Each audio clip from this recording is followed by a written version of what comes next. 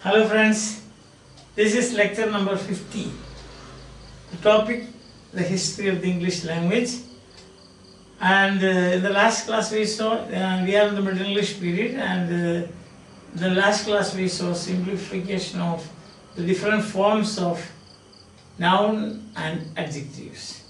How in Old English period they had different forms for number, gender, cases and so on. And we saw now the nouns, they had only two, that is singular, plural, s, and possessive of singular.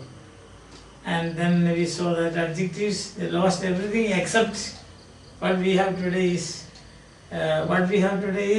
comparative and superlative. And you have got another interesting feature of the possessive is the group genitive. Genitive means possessive. So far we have seen, and now what we are going to do is the personal pronouns. And personal pronouns, of course, you know, they have got many different forms. For example, he, his, they, their, he, she, her, and my, mine, and all those things. But still, we can say that some simplification took place, we can say. See, for example, there was a distinction between singular thou and plural e. Second person. Second person, if you are addressing one person, you will say thou. Thou stand up, if it is one. Suppose I am talking, addressing the whole class, then I will say e stand up. E. So that was the distinction. It's a nominative case. Nominative means subject. When second person was used as a subject, position of the subject, for singular you use thou. Thou art a boy. And plural, ye are boys. Ye are girls. Thou art a girl. Like that. Understand? So there was that. And then another interesting thing is that thou had forms. Thou, then they had this possessive, thy kingdom come. Our Father who art in heaven, hallowed be thy name, thy kingdom come. So singular, thy and thee. Thee. And thee is, we can say, accusative case. Accusative means object. I love thee means you don't say I love thou. You cannot say. Because love, the object of love is you, then you have to say thee. If it is singular, genitive. Genitive means possessive, thy kingdom. And thou, nominative. You can say like that. Thou art a boy. This is thy class.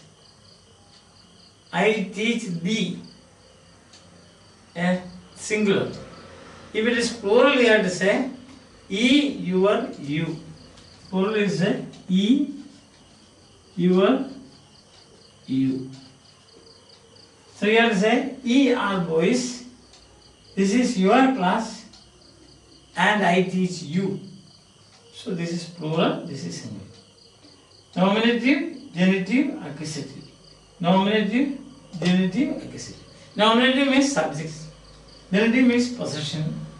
And accusative means object. Direct object or direct object. Direct object. Because indirect object you call dative. You haven't forgotten anything of this. And then what happened is, it so happened that thou, thy, thee used to be used only for inferior people, people of low rank and children. Like in Hindi we have, you say tu, then you say inferior people, people of low rank and the children. Tu idara. That means, will you ever ask your teacher and address your teacher like this? Teacher, tu idara. You will not do, because teacher is of higher rank, at least in the class. Isn't it? So then, thou, thy, thee, these were used for addressing people of lower rank than inferior people and children. Then after some time what happened, this distinction just disappeared. That's what happened. This distinction. By 16th century, the singular forms disappeared. Maybe because of courtesy and so on. The English people, as we know, although they began as barbarians, Saxons, Jutes and so on, we know. But they became civilized people. That time they thought, oh, it is very bad to address people, even inferiors and children, thou, thy, thee, etc. So it so happened that it was the disuse of thou, thy and thee happened. So this trio, these three disappeared. So the only forms remain this E, your and the you.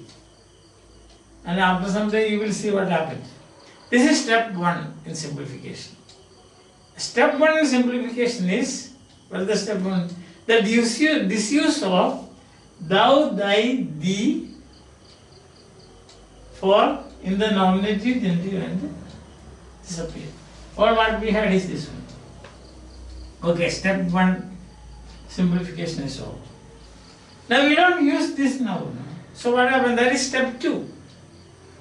Nominative E. This nominative E, plural E. And then you, nominative you. Nominative you. Both were pronounced A, like this, here, unstressed. So E, both unstressed. So when both unstressed, what happens? What happens? Naturally you can see, no doubt, E disappeared. So you have only you. E has gone from here. Only you are and you remain. Because both were unstressed. So in pronouncing, you say, what you hear is you. You. Therefore, there is no need of any distinction there. But, as you can see, if you Shakespeare, the book of Job and Bible and so on, you will find this use, you will find. So there is no distinction, so to say, we can say you. So E was replaced by you. Did you get that? So in Job, there is a statement, book of Job. No doubt, but E are the people. No doubt, but E are the people. So this distinction was there. E is subject of the sentence, E, nominative case. So E is for nominative case. Then you see what happens is, there is in Shakespeare you will find that. And you can continue in the book of Job you will find that. And wisdom shall die with you. And wisdom shall die with you. So here it is nominative, here is this accusative. Only object of the proposition with. So that distinction was there. Later on, of course, it disappeared. And then you will find, in Shakespeare, you will find a sentence like this. A southwest wind blow on E and blister you all over. Shakespeare, a southwest wind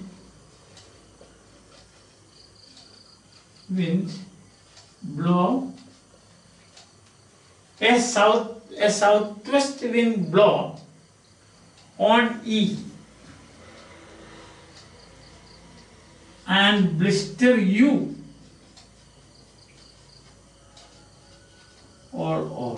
This is the sentence. Now here is very interesting because what has Shakespeare done? A southwest wind blow on E. This is accusative. Supposed to be you, but he is using it like this. And blister you, again accusative. So he did not make any distinction between you and the E. Shakespeare did not make any distinction here. Sir Thomas Eliot, you remember now, that the Renaissance, during the Renaissance, he has a powerful voice, like Richard Mulcaster. He made no distinction. Shakespeare makes no distinction. And in Two Gentlemen of Verona, you know that bit. He reverses the use. He says, stand, sirs, and know us that you have about E. Stand, sirs, and throw. Stances and throw, he says. Stances and throw us that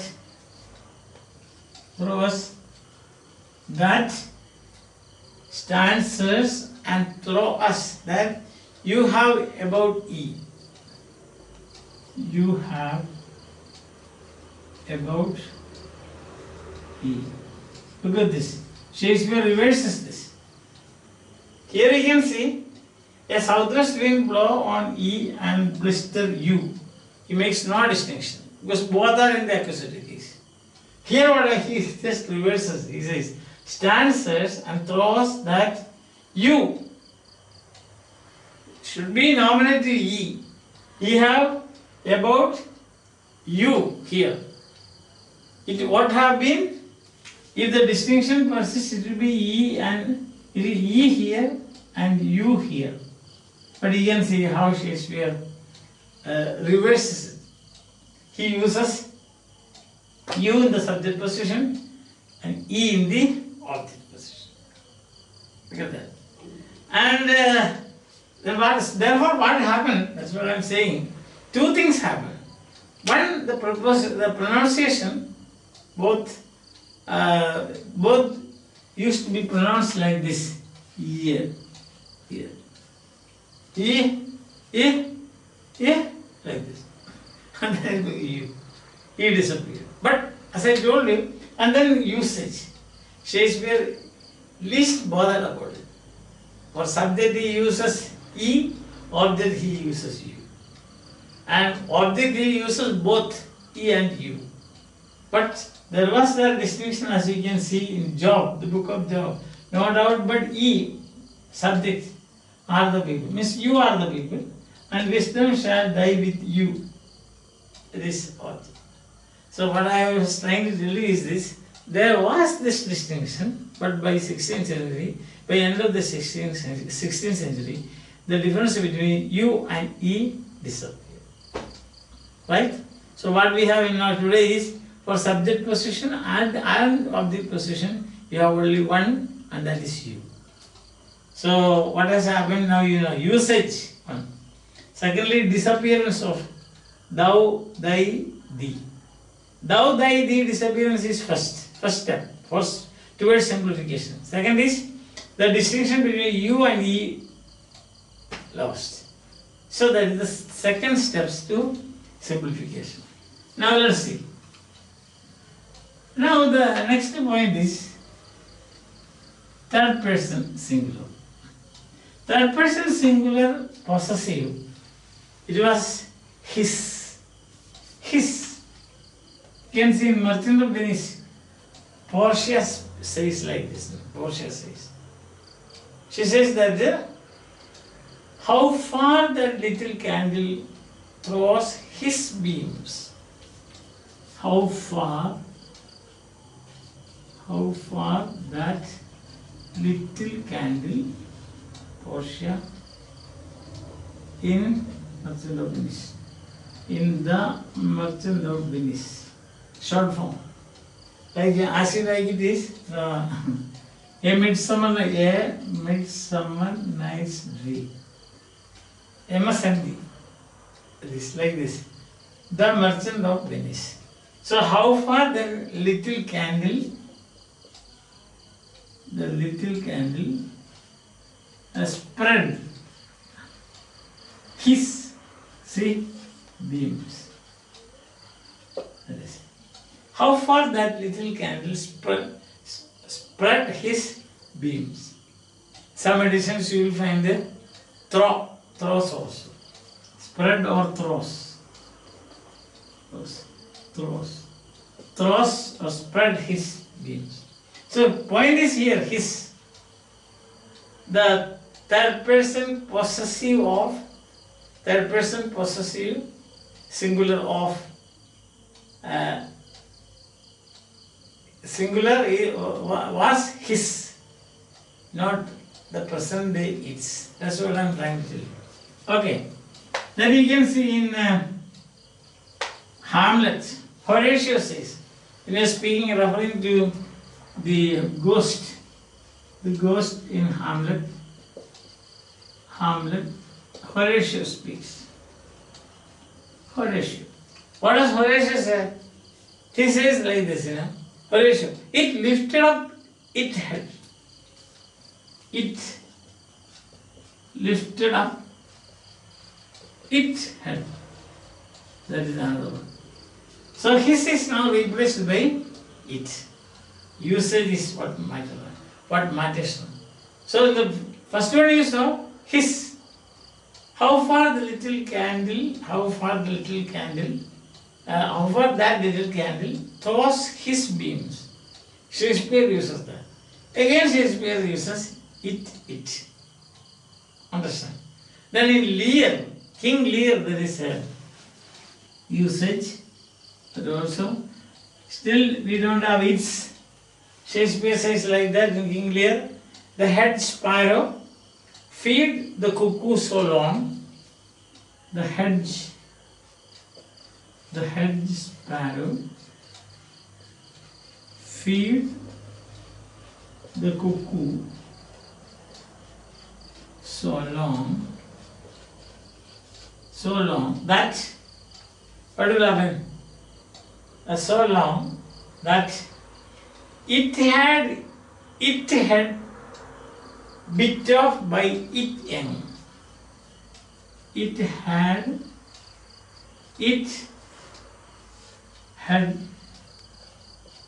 bit off by its young. So it has become third person singular, but no possessive. So what happened is, analogy based. In grammar, very often analogy works, similarity. So then people saw stone, apostrophe S. Then horses. So what happened is, similarly they said it.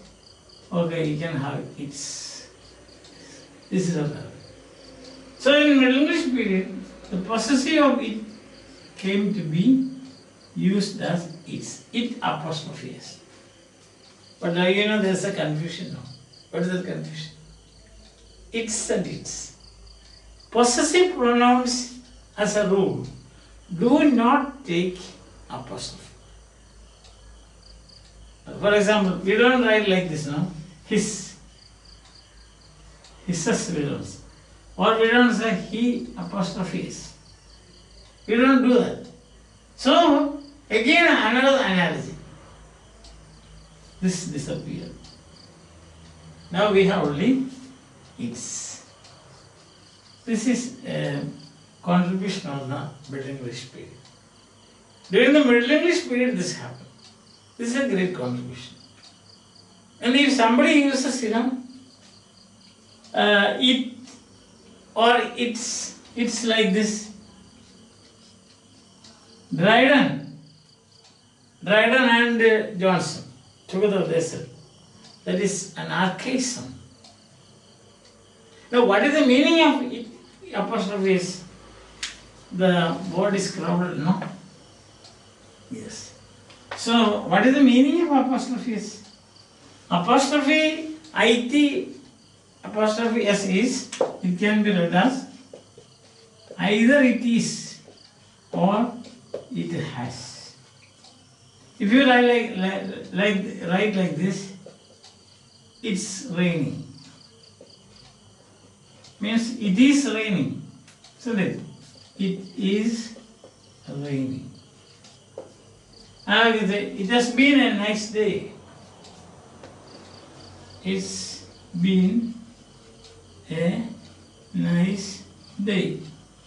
Meaning it has been. Very often, people make mistakes. Small words, people make mistakes. So it apostrophe means it is or it has.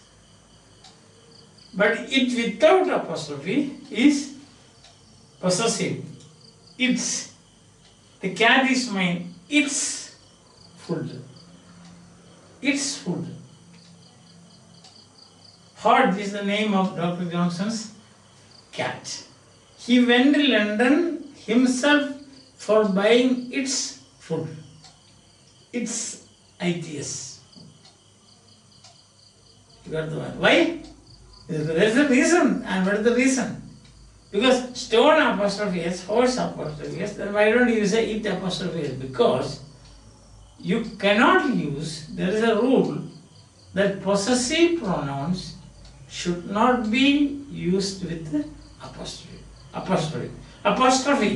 Because it is already possessive. Then what is the use of using an apostrophe there? But this is a problem. Sometimes it happens with children. They make this mistake. Alright. Then another contribution of the Middle English period was, who was the relative pronoun? Who was the relative pronoun? That is, it's a long story. Who came to be used as a relative pronoun? Very long story. So I think that it will be out of our purview to go into that long story. But please understand and believe me that who as a relative pronoun. For example, we say no. This is the man. This is the man who helped me. Who can be replaced by he. So that is how you try to find out. No? This is the man, he helped me. Two sentences. So here what happens is hypotaxis or subordination. What is happening here is hypotaxis. Hypotaxis means subordination. You subordinate one. This is the main clause, this is the subordinate clause. And this subordinate clause, main clause can be connected with the relative pronoun. That is who. There are many other ways. I told you, I think once or twice I told you, I have given about more than 150 lectures or so on English grammar, right from class 1 to BA level, UG level. I mean 100 plus, 150 I don't say, 100 plus. Right from noun, adjective, adverb, and like that, then preposition, all those things. And then sentence, what is simple sentence, complex sentence, compound sentence, active, passive, direct, indirect, and so on and so forth. Lot of preposition, etc., etc. So if you are interested in, you can lately, difference between few and a few, little and a little, then how to convert positive sentence into comparative, comparative into superlative, how to active into passive, passive into active, how to convert questions from active to passive, and all these things. Replace questions, yes or no question, everything has been covered by me. Useful, some students write to me saying that's very useful. But I haven't added any exercises because I thought that exercises are available plenty in grammar books. Okay. Explanations also are there, but speaking, you can listen. Here somebody speaks to you, that will be easier for you to understand than reading grammar. Okay, so this is relative pronoun. This is meaning relative pronoun. The pronoun, this is the pronoun used instead of by pronoun, but it connects these two sentences. So relate Connect, relate. See there.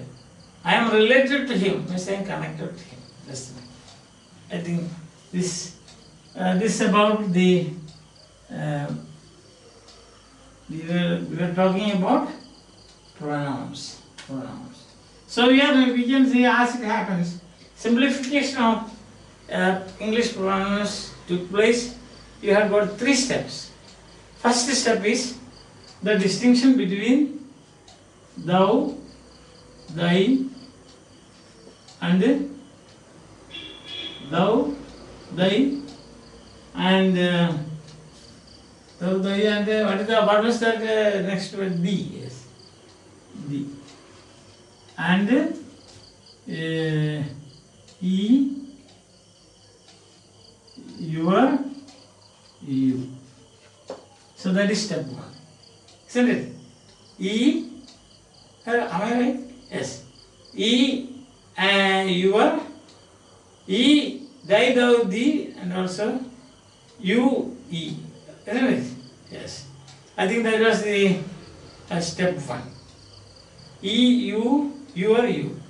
Now, as you know, this was first used for inferiors, then people of low rank, and children. So, after some time, the English people felt that this is not according to the courtesy, showing courtesy, so disappeared, and then these 3 will remain. Second step is the difference between E and U. E and U. E was nominative and U accusative. Accusative means object. So what happened is that both were pronounced almost the same way, and like this, Shakespeare did the best thing. He didn't bother about it. He reversed the use. Sometimes he used both for object, and then he reversed the use.